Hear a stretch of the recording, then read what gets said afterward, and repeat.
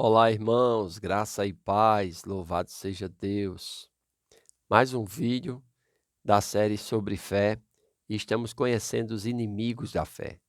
Se você está vendo esse vídeo pela primeira vez e não assistiu os anteriores, eu quero recomendar a você a assistir os outros vídeos. Claro, conhecimento traz libertação e é importante que nós venhamos a conhecer a verdade, saber como a fé funciona, amém? Para que nós possamos estar seguros na nossa vida de fé, visto que o justo viverá pela fé, amém? Um dos inimigos da fé é a falta de agir em linha com a palavra de Deus. Então, nós precisamos entender que a fé se manifesta por ações correspondentes. Em Tiago, capítulo 1, versículo 22, diz assim: Tornai-vos, pois, praticantes da palavra e não somente ouvintes, enganando-vos a vós mesmos. Então, Tiago está dizendo aqui, se você escuta a palavra de Deus, mas não pratica, você está enganando a você mesmo. E isso é um grande inimigo para a sua fé. Ouvir a palavra, mas não agir em linha com a palavra, não vai manifestar o poder de Deus na sua vida. Logo, nós não somos abençoados pelo ouvir somente. A bênção se manifesta quando aquilo que nós ouvimos se torna parte da nossa vida. Nós começamos a viver alinhados pela palavra de Deus. Somos praticantes da palavra de Deus. O que é a definição de um crente, senão aquele que crê? E aquele que crê, ele vai andar alinhado com aquilo que ele acredita, com aquilo que ele ouviu, né? Em Romanos capítulo 10, versículo 17, diz que a fé, ela vem pelo ouvir, e o ouvir pela palavra de Deus. Então é interessante isso. Nós vemos aqui um caso muito interessante, que eu quero mostrar para vocês como é que as ações correspondentes, elas devem acontecer nas nossas vidas. Nós vemos aqui em Lucas 17, versículo 11, Jesus curando 10 leprosos. E o texto diz assim, Lucas 17, 11. De caminho para Jerusalém, passava Jesus pelo meio de Samaria e Galiléia.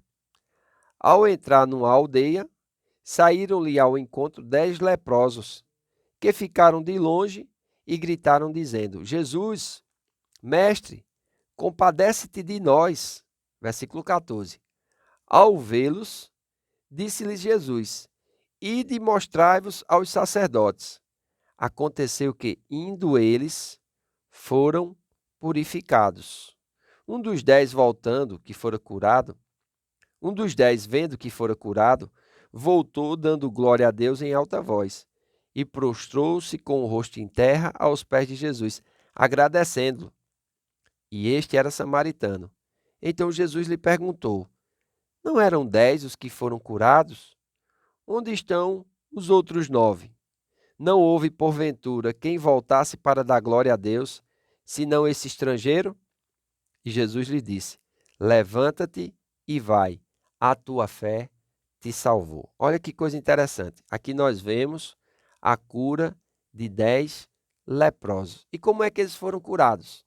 Eles foram curados praticando a palavra de Deus. Então, a falta de agir de acordo com a palavra de Deus vai comprometer a sua fé, se tornando um poderoso inimigo. Amém? Então, esses leprosos aqui que aparecem diante de Jesus, Jesus dá a eles um comando. Que comando é esse? Lá no versículo 14 diz: Ao vê-los, disse-lhes Jesus: Ide e mostrai-vos aos sacerdotes. É interessante.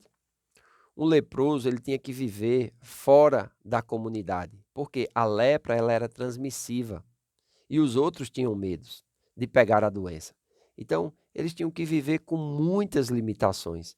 Eles não podiam se aproximar dos demais. Se alguém tentasse se aproximar deles, eles tinham que gritar impuro, impuro, leproso. Amém? Para que a pessoa também ficasse. Por isso que há esse contato ao longe. Porém, alguns leprosos, não eram muitos, mas poucos deles, eram curados. né? Eles conseguiam restaurar a saúde. Só que quem ia avaliar isso era o sacerdote. Um leproso só podia ir se mostrar ao sacerdote quando a cura estivesse manifesta.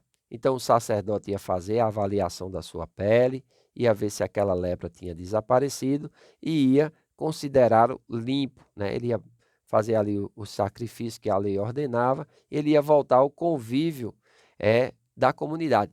A Bíblia não diz que esses leprosos eles foram primeiros curados para depois irem se apresentar aos sacerdotes. Não.